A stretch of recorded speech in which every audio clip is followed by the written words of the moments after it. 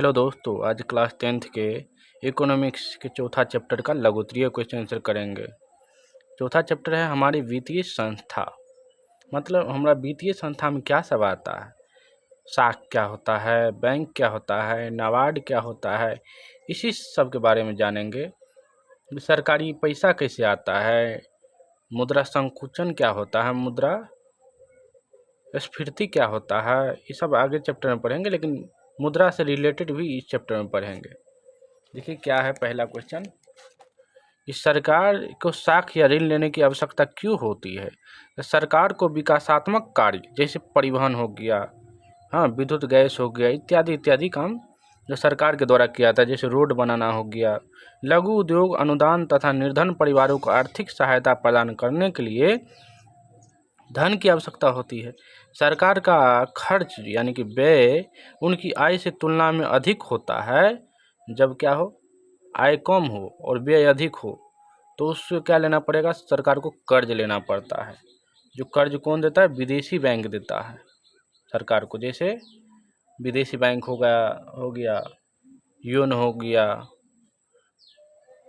दूसरा क्या है कि मुद्रा बाजार तथा पूंजी बाजार के वित्तीय संस्था में अंतर क्या है। मुद्रा बाजार क्या है और पूंजी बाजार की वित्तीय संस्था में दोनों में अंतर क्या है। मुद्रा बाजार क्या है, तो मुद्रा बाजार तथा पूंजी बाजार वित्तीय संस्था के दो वर्ग होता है। तो मुद्रा बाजार का वित्तीय संस्था साख या ऋण का अल्पकालीन लेन देन करता है, मतलब थोड़ा ही कुछ समय के लिए। इसके विपरीत पूंजी बाजार की संस्था व्यापार से दीर्घकालीन साख की आवश्यकता है, जो लंबे समय के लिए दिया जाता है। देशी बैंकर से आप क्या समझते हैं, जो देश में चलता है।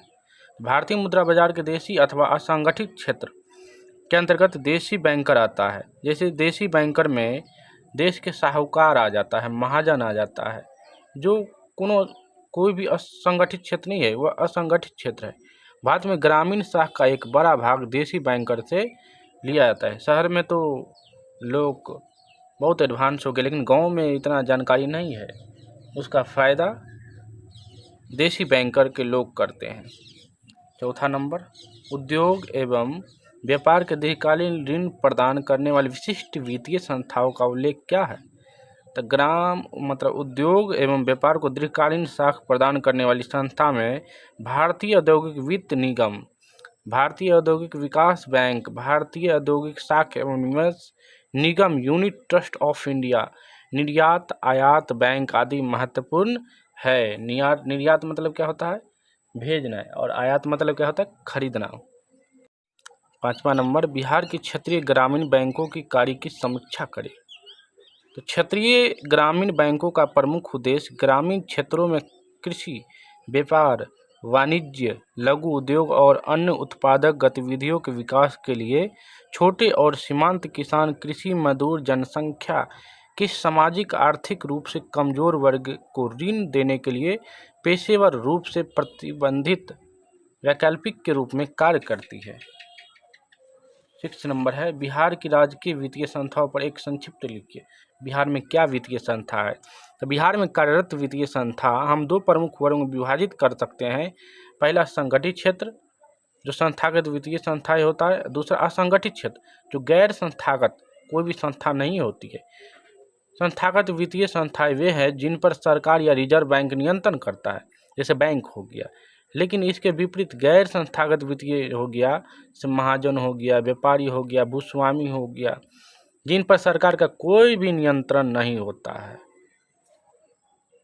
बैंक जमा कितने प्रकार की होती है।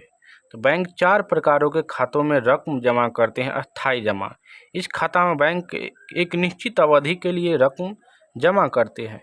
दूसरा चालू जमा, इस प्रकार की खाता में अपनी इच्छा अनुसार रुपया निकाल बाहर कर सकता है।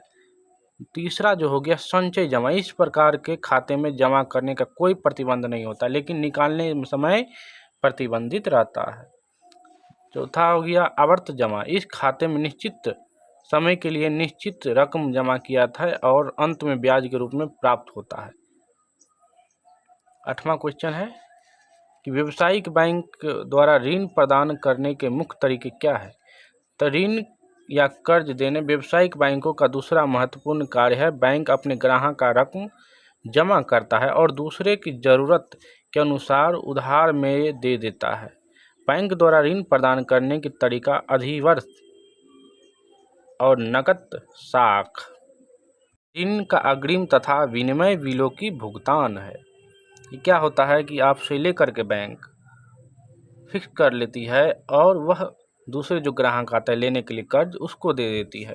तो प्रारंभिक गैर साख कृषि समितियों के कार्य का उल्लेख करें। तो प्रारंभिक गैर साख कृषि समितियां किसानों की ऋण संबंधी नहीं वरन अन्य प्रकार की आवश्यकताओं को पूर्ति के लिए बनाई जाती है। इन समितियों का मुख्य कार्य कृषि उपज की बिक्री, उन्नत खेती की व्यवस्था, भूमि की चक्काबंदी होती है। 10वां क्वेश्चन, कुटीर एवं लघु उद्योग के क्षेत्र में किस प्रकार की सहकारी समिति स्थापित की गई है? तो कुटीर एवं लघु उद्योग में दो तरह की समितियां होती है, साख समिति और गैर साख समितियां। प्रारंभिक गैर कृषि साख समितियां और प्रारंभिक गैर कृषि गैर साख समितियां होती है।